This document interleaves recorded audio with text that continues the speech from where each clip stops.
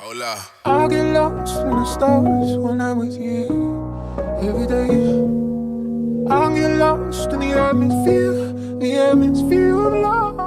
I'm Sean Fletcher and I'm a broadcaster on Good Morning Britain and a load of other programmes. Now, Black History Month is absolutely crucial in telling the stories of black people and events that are often disparaged and ignored and sidelined. Now, when I was growing up, I never heard those stories of black people and success, and if you can't see it, you can't be it. Well, it certainly makes it a lot harder. I'm Will Njobvu, a TV and radio presenter. You may know me from hosting on Good Morning Britain, The Masked Singer Unmasked, and Capital Extra. Now, Black History Month is extremely important to me because it's a month where we can all learn about black history, what we've been through, and unfortunately, many of us weren't taught black history in school. So this gives us a chance to just educate ourselves, and I think that's extremely important. Well, Sure, great good to see you. I love this jacket / shirt you've got going on. I didn't get the smart memo. Look at you dressed up. Well, you know how I do. I haven't seen you since Good Morning Britain last month in the summer. Is it last month? I think so, yeah. So I feel like I saw you loads for absolutely ages throughout the summer, and then we like sort of London buses. Like I see you loads, and then I don't see you at all. Literally, but yeah, working together. Yeah. How do you find it? It was such good fun. I just love live TV, and I love entertainment. So it was good vibes, and just everyone's good vibes on that show. What about the earlies? Do you get Oh it? my days! Seriously, it's 2:40 a.m. alarm clock. 2:40. Why do you get up there so early? That's. Well, I was getting in what time?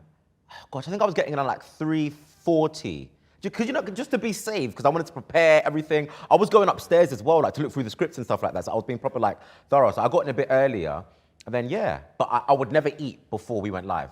I don't eat after.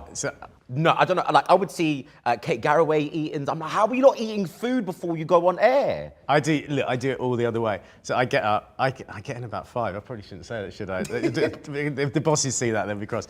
I get up at 4, get in at 5, literally roll out of bed, get in at 5. Because you live miles away, don't you? I mean, I live around the corner.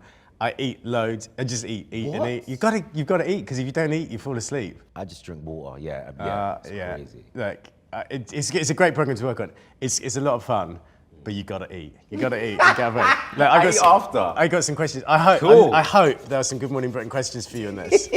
I feel like Paxman. Let's go for it. So the first one. Did you always feel as though you were made for a presenting role? You are made. I know you're made, but when did you know it?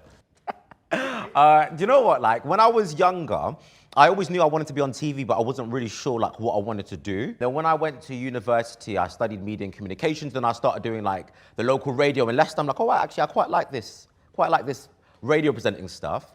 Then I was like, actually, I wouldn't mind getting into like TV presenting. And then like, obviously I was doing media and communications with journalism. And then I was kind of just like getting into that side of things. And I started doing work experience. But the thing is, obviously like what I do is very much entertainment and like showbiz kind of stuff.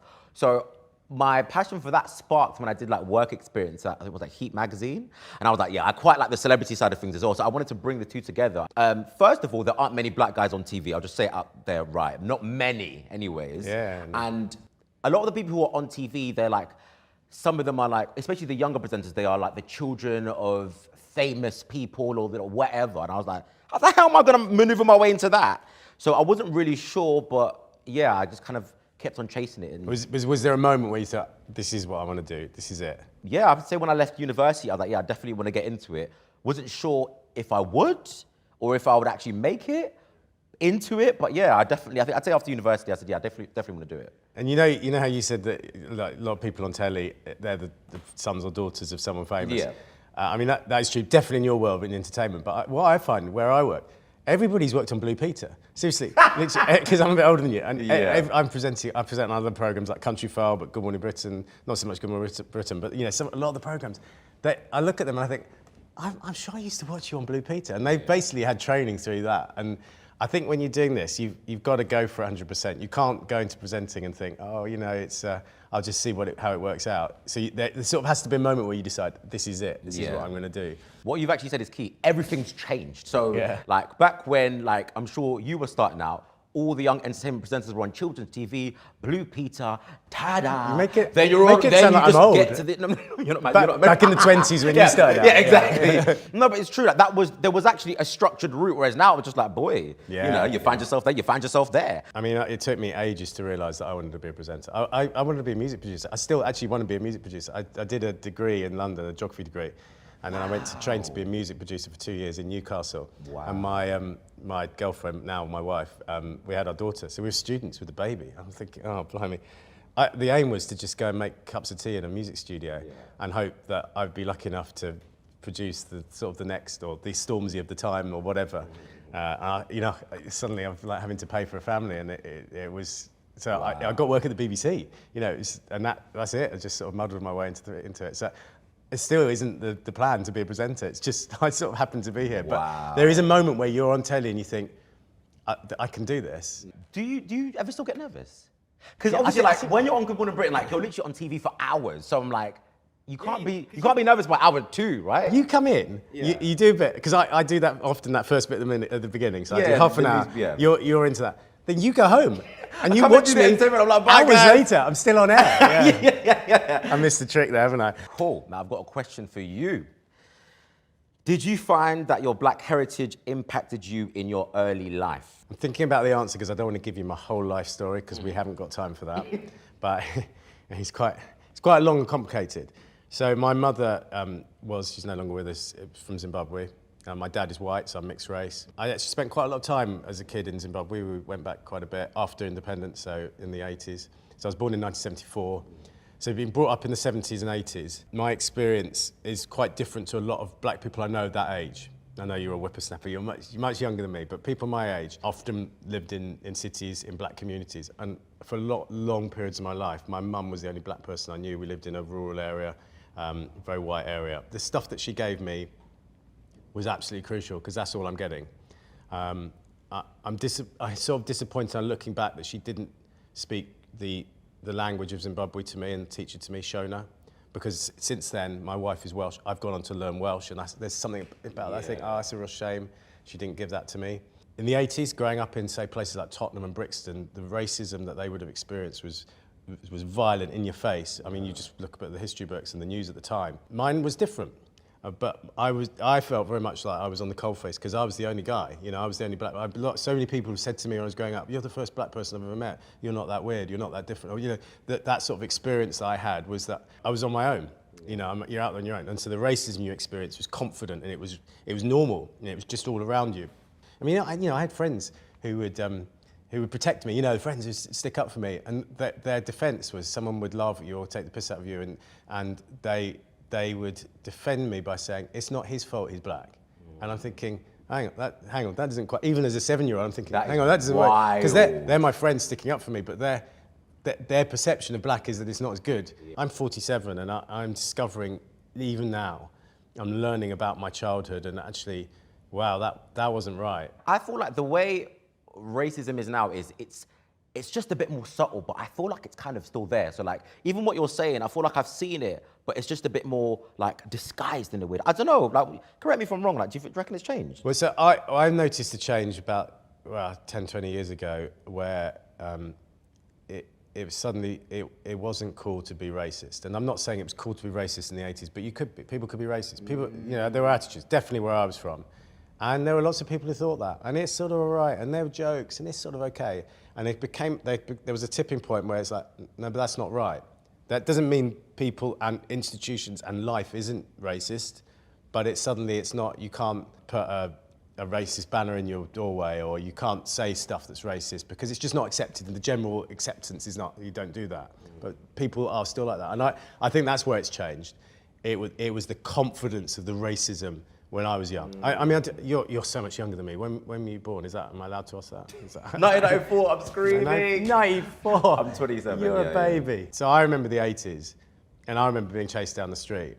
And chased down the street? Yeah, so I remember, actually this must have been, I remember the worst time was in the early 90s, and a lot of my friends were white. Pretty much all my friends were white, because I was in the white area. And we were out on New Year's Eve, I think it was early 90s sometimes, so I was still at school, so it's been about 91, 92, way before you were born. And were in Southend, and so I was with a group of white kids walking back to someone's house, and someone came up to us and said, we want, using the N-word, we want that guy. And my friends were white, they were sort of defending me, and then this other guy brought his friends, and they pretended they had knives, so doing all this sort of stuff and chasing after us. And my white friends, most of them got beaten up, and they were protecting me. So, I look back on those times, and I sort of think, obviously that stuff happens now, but I think it was just more prevalent. People thought it was all right to go up to someone and racially abuse them. I mean, that was the early 90s, but it was a lot worse in the 80s. But I just feel like there was confidence to the racism. People felt that they could say stuff. People felt that they could approach you. People felt that they could attack you. Of course, that stuff happens now. Yeah. But I think most normal people, most normal people think that's not right. Yeah. I think people before just thought, and that's not. We shouldn't be complacent now. Yeah. I mean, what's your experience? I mean, do you get chased down the street? No, I'm not gonna lie. I've never been chased down the street before. But the type of racism. Okay, so when I was in school, right, I used to be like a goth, like an emo kid. So some of the people that I used to hang around with, in fact, most of them were white. So we used to go to skate parks and everything. And I got so immersed into like heavy metal culture. So like we'd go to skate parks, we'd go to like the rock and it was when we went to like the heavy metal concerts and like the rock and roll raves. That's when I was like, whoa, okay. I am really the only black person here because people are looking at you and they're staring at you. And I remember in the beginning I was thinking, oh, maybe there's something on my face. I was so confused. But there was one time when like, actually I was at a house party, it was like a rock house party, and I walked into a room to charge my phone, and everyone just like went inside and looked at me. I said, it didn't click for a while, like they're looking at me because I'm different. But yeah, it was kind of, it's just a bit like silence almost. And I just didn't understand why they felt like they could treat me that way because I looked different to them. So it was all of that kind of stuff. Then people would throw the N-word at me here and there at rock and roll raves. But I thought it was like, oh, maybe it's just like, this is the culture and whatever. Because it's like, yeah, rock and roll, yeah. But actually, it's not right. Do you know what I mean? So I kind of had to deal with that and ask myself, where the hell do I fit into society? Do you know what I mean? So I kind of had to, accept that. And thinking about that, actually, now was quite upsetting that I had to go through that, really. Right, let's do the next one for you. Yeah. How did you first get into radio, and how was it at the start of your journey versus now? When I left uni, I joined a hospital radio station, so like going into like the wards and like getting people's requests, and then you'd come back down and play at the radio station would only broadcast to the patients in the hospital. So that was really good fun. Then I went over to a local FM station in Watford, where I was getting more experience, like live on air and stuff like that. Now I'm on Capital Extra. So that was, it was a really good journey. Like I've always loved music. I've always loved making people laugh, entertainment and all that jazz. So yeah, it's really good fun. I'm enjoying it. Obviously, I also do like loads of interviews on the radio as well. So yeah, I've always wanted to get into that side of things as well. Like even though, yes, I started in like news journalism, I've always wanted to be a bit of a, like an entertainer and just like make people feel good basically in the mornings and stuff. Yeah, I know I see that when you're in Good Morning Britain, you just smile and it's infectious and you just sort of give it, you've got energy.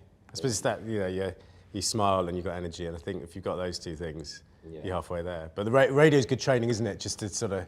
To learn, because you've got to be yourself on radio, because there's so much time to fill. Whereas in television, it's a bit more scripted and sort of compartmentalised. And like for you, did you do radio? You worked behind the scenes, didn't you, in radio? You've done your homework. Yeah, done my homework. Yeah. It's, behind the scenes. I didn't really present on radio. I haven't done much radio presenting. Yeah. Too exposing. Too exposing? No, it's not. No, it's just, it is though, isn't it? It is. No, you're right. It is. No, it is. Yeah, if you can't talk and you can't hold a room, you're stuffed on radio, aren't you? Whereas on television, there's normally a script you can turn to somewhere or an autocue or something you can look at. Be able to talk. Cool. I've got another question for you. What would you say is your biggest achievement so far in your career?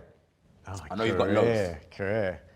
No, they are hard questions, aren't they? Because you just start, I don't. But there must be like a standout moment. I mean, when you said career, I thought you were going to say my life, and in my life, I'll be really quick on this. It's having a family. When we had our daughter, we were students. Everybody wrote us off, and we're still here, and we've got my daughter's 23, and that's the proudest thing in my life. I think in terms of career, my son's had some mental health issues, and I've become a mental health campaigner, and I did a panorama program on the mental health system, calling out for being underfunded and overstretched. And that when that panorama went out, that was probably the proudest moment of my life. It didn't, annoyingly, it hasn't achieved what I wanted it to achieve, but that's sort of my aim from that. But that, just because it meant so much to me personally, that was the proudest moment.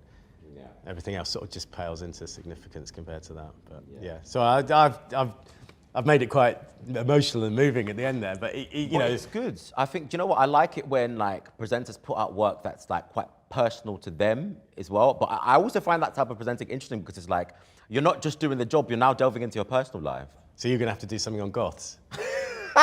Goths. I don't think I'd do it. Will the goth.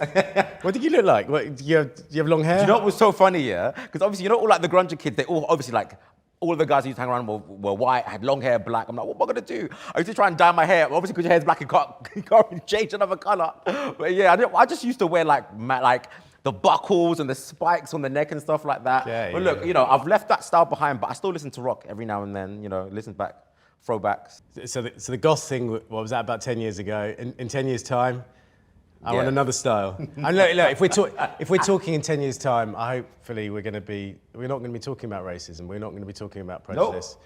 We're going to be talking about open doors, just equality right across the board. For more people, for more young black presenters, everything. Yeah. So hopefully, I'm so much older than you. I've sort of made the path for you, and you're going to make the path for other people. Exactly.